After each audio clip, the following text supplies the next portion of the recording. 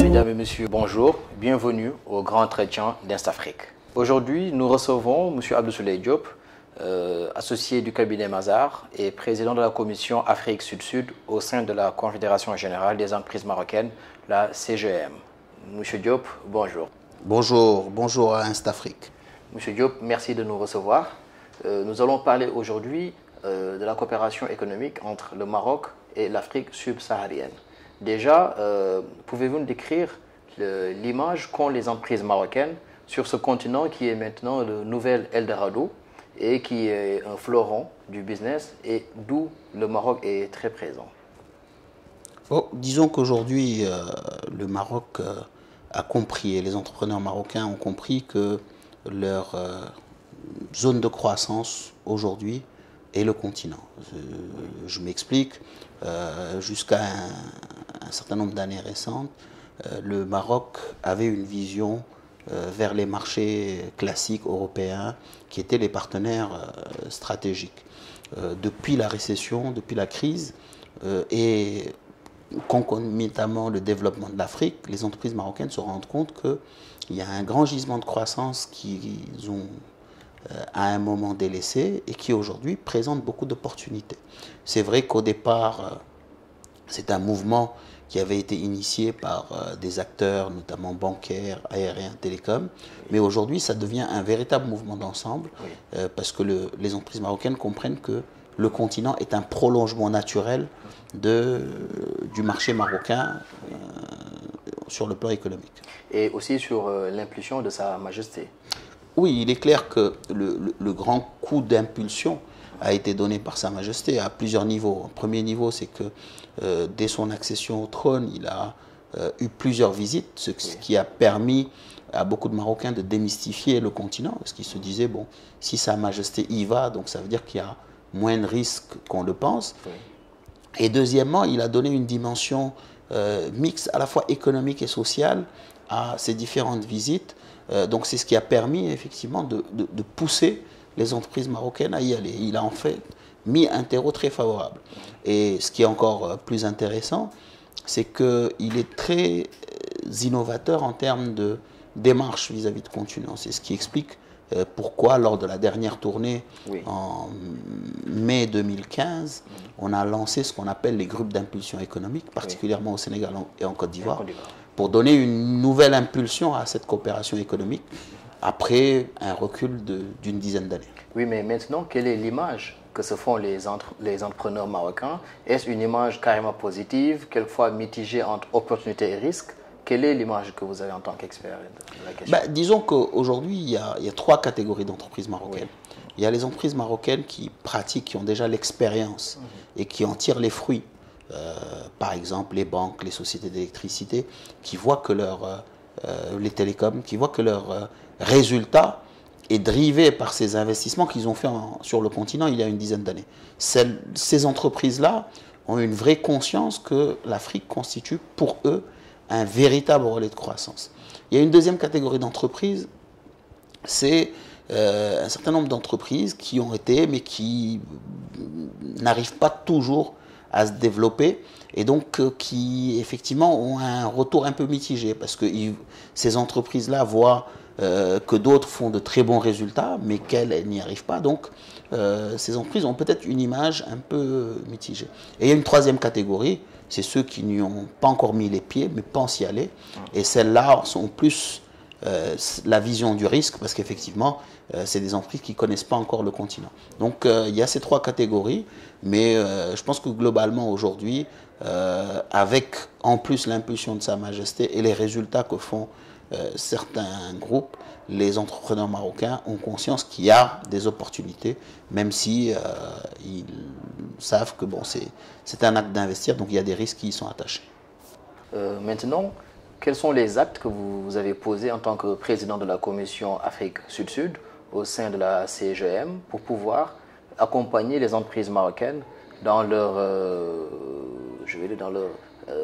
mission export? Aujourd'hui, disons, on est au début, hein, parce que Oui. c'est un nouveau mandat, Oui. on démarre. Donc on est en pleine structuration du plan d'action. Et aujourd'hui, il y a 4 grands axes pour nous qui sont essentiels, hein, par rapport à la Commission Afrique et Sud-Sud pour justement accompagner cette impulsion des entreprises marocaines. Il y a un premier axe qui est l'axe, je dirais, de suivi et d'accompagnement de tout ce qui se passe. Aujourd'hui, que ce soit les groupes d'impulsion économique, les réunions de commissions mixtes, les conseils d'affaires, le comité de suivi des accords, il faut qu'il y ait une certaine dynamique dans laquelle s'inscrit la CGM, parce que quelque part, les groupes d'impulsion économique, la CGM est un acteur majeur dans ces groupes-là. Donc il faut qu'on ait ce rôle d'accompagnement, de coordination de ces différents comités dans le cadre de la Commission Afrique et Sud-Sud. Le deuxième axe, c'est un peu la mise à disposition des entreprises de bases de données et d'un certain nombre de projets. C'est-à-dire qu'il faut que les entreprises puissent avoir connaissance de ce qui se passe sur le continent. Donc il faut qu'on puisse leur apporter cet accompagnement à travers justement un certain nombre d'études, d'analyses, d'identification de projets importants qui se passent dans les différents pays, d'appels d'offres pour pouvoir apporter justement aux entreprises la matière qui leur permet d'y aller. Aujourd'hui, beaucoup d'entreprises veulent y aller mais ne savent pas par quel bout commencer. Il y a des projets intéressants où des entreprises marocaines peuvent aller. Donc on aura un rôle de mise à disposition de ces informations, de ces données pour pouvoir justement y aller. Il y a un troisième rôle qui est important, c'est de pouvoir mettre à disposition un certain nombre d'actions pour faire aboutir la réglementation juridique, fiscale, pour accompagner le développement des entreprises marocaines. À savoir aujourd'hui, il y a un grand enjeu des accords Maroc-UEMOA, Maroc-CEDEAO, Maroc-CEMAC. Oui. Donc il faut qu'on puisse voir qu'est-ce qui fait que ça traîne et avoir une action d'accompagnement pour justement apporter notre pierre à l'édifice pour faire évoluer ces choses-là. Parallèlement également, toujours dans ce troisième volet d'accompagnement sur les accords et sur les actes juridiques et fiscaux, aujourd'hui il est dommage que le Maroc avec toutes ses relations avec les autres pays du continent, n'est que de conventions fiscales de non-double imposition avec les pays d'Afrique subsaharienne, à savoir le Sénégal et la Côte d'Ivoire. Ce qui fait que forcément, les entreprises marocaines qui agissent sur d'autres pays sont pénalisées puisqu'elles payent doublement l'impôt. Donc aujourd'hui, il faut qu'on puisse réellement identifier les pays clés où les entreprises marocaines interviennent pour pouvoir faire aboutir des conventions fiscales de non-double imposition pour ces pays-là. Et le dernier axe, c'est tout l'axe de conseil, de formation, d'ouverture vers des B2B, des missions de développement. Il faut qu'on puisse construire toute une démarche pour justement accompagner les entreprises, leur apporter un certain nombre de conseils et aussi leur ouvrir des perspectives dans le cadre de missions B2B ou de partenariats dans certains pays. Donc voilà un peu les 4 grands axes sur lesquels aujourd'hui on est engagé et sur lesquels on pense que la Commission Afrique pourra vraiment apporter de la valeur ajoutée pour les entreprises marocaines. Bien entendu, l'Afrique est un volet très important, mais il ne faut pas oublier aussi que c'est Afrique et Sud-Sud. Donc il y a tout l'aspect aussi en relation avec notamment la Chine, l'Inde, les autres pays du Maghreb, les pays du Golfe, qui aujourd'hui également sont des acteurs qui s'intéressent à l'Afrique, qui voudraient faire du Maroc leur hub.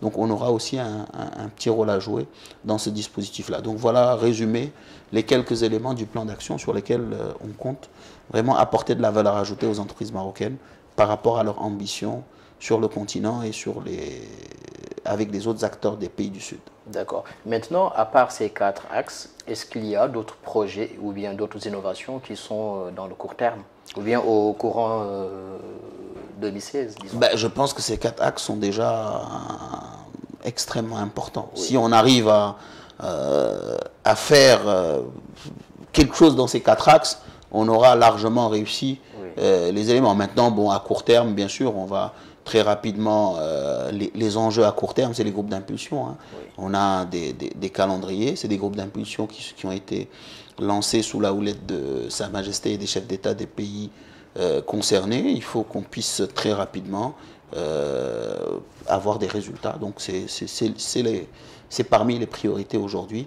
de faire dynamiser ces groupes d'impulsion. Et je pense qu'on a du travail pour la rentrée. Maintenant, parlons des missions export. Nous savons que vous accompagnez pas mal d'entreprises. Comment se passent ces missions d'export de façon pratique? Comment se comportent les entrepreneurs marocains qui découvrent le continent et quel est le retour qu'ils ont après ces missions d'export? Vous savez, sur les missions d'export, il y a différentes catégories de missions. Il y a ce que je vais appeler les missions d'exploration. Je veux dire, aujourd'hui,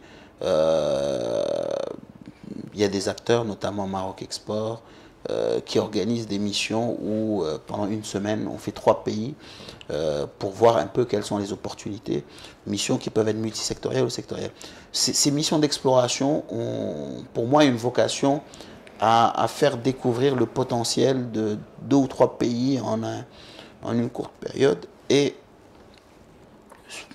pour les entreprises, ça leur permet de dire est-ce qu'on met une croix sur le pays ou est-ce qu'au contraire, il faut creuser.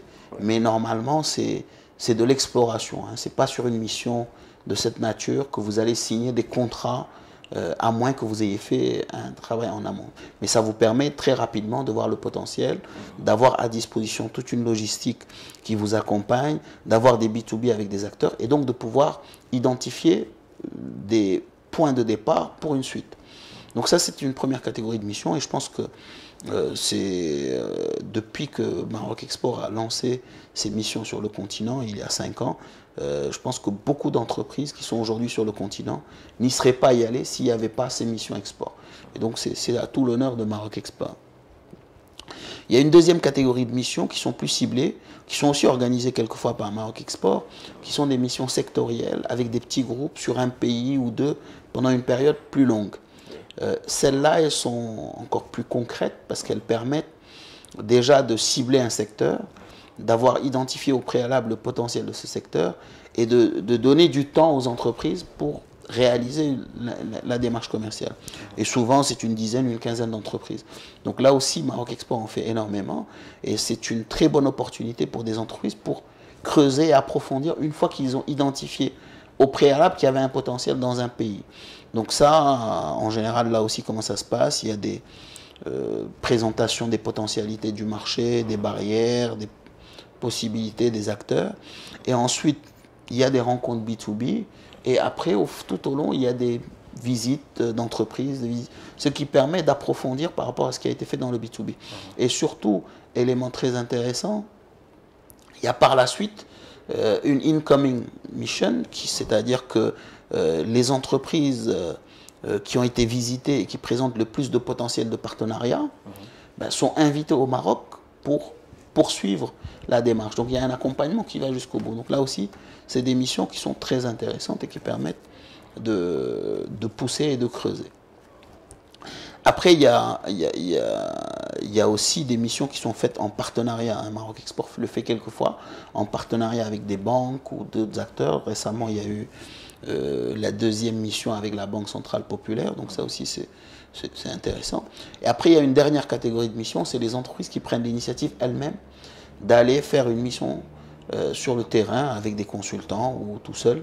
En prospection plus longue. Là aussi, bon, c'est ciblé, ça a un intérêt. Donc il y a beaucoup de dispositifs qui sont présents, qui permettent d'y aller. Maintenant, on a parlé de Maroc Export, on a parlé de la Banque Populaire. Il ne faut pas oublier aussi qu'il y a d'autres acteurs qui aussi interviennent. Il y a par exemple l'ADA, l'Agence de développement agricole, qui quelquefois organise des missions en marge de salon. Il y a récemment la Chambre française de commerce qui commence à organiser des missions. Donc l'Afrique suscite beaucoup d'intérêt. Il y a une ébullition très forte, donc ce qui fait qu'il y a beaucoup d'acteurs qui y vont. Maintenant, bon, il faut juste que certains préalables et certains garde-fous soient mis en place pour que ces missions réussissent et pour que les gens profitent vraiment du potentiel africain. D'ailleurs, quelle est la valeur ajoutée de l'entrepreneur marocain pour aller faire ses missions? Ben, il faut dire qu'aujourd'hui, ne l'oublions pas, le Maroc a quand même 3 avantages qui ne sont pas négligeables. Oui. Le premier avantage, c'est que le Maroc a un niveau de développement qui, pour beaucoup de pays africains, au sud du Sahara, pourrait constituer un modèle. Ce qui se passe au Maroc, ce qui s'est passé durant ces 10 ou ces 15 dernières années, en tant que témoin hein, de ce qui s'est passé, aussi acteur, hein, parce que, comme vous le savez, nous sommes vraiment partie prenante à ce développement du Maroc. Je pense que le Maroc est un vrai modèle de développement dans beaucoup d'axes, que ce soit les choses qui ont réussi ou qui n'ont pas réussi pour les pays d'Afrique subsaharienne. Et surtout, le deuxième avantage, c'est qu'il y a quand même une proximité à la fois culturelle et de situation. Les mêmes défis, des problèmes d'infrastructure, des problèmes de jeunesse, d'accès à l'éducation, d'accès à la santé, de ruralité, de dépendance au monde agricole, d'insuffisance de ressources naturelles, etc. Donc on a beaucoup de similitudes qui donnent à ce Maroc le deuxième avantage, qui est cette proximité à la fois culturelle, géographique et de typologie d'économie. Et le troisième avantage qu'il ne faut pas négliger, c'est qu'aujourd'hui Casablanca devient un véritable hub économique pour l'Afrique, que ce soit pour les entreprises marocaines ou même pour les multinationales qui font de Casablanca leur hub de développement. Donc ces 3 avantages sont vraiment à mettre en synergie et à ne pas négliger. Ce n'est pas juste une volonté, c'est que derrière il y a une vraie synergie possible, il y a un vrai apport que les entreprises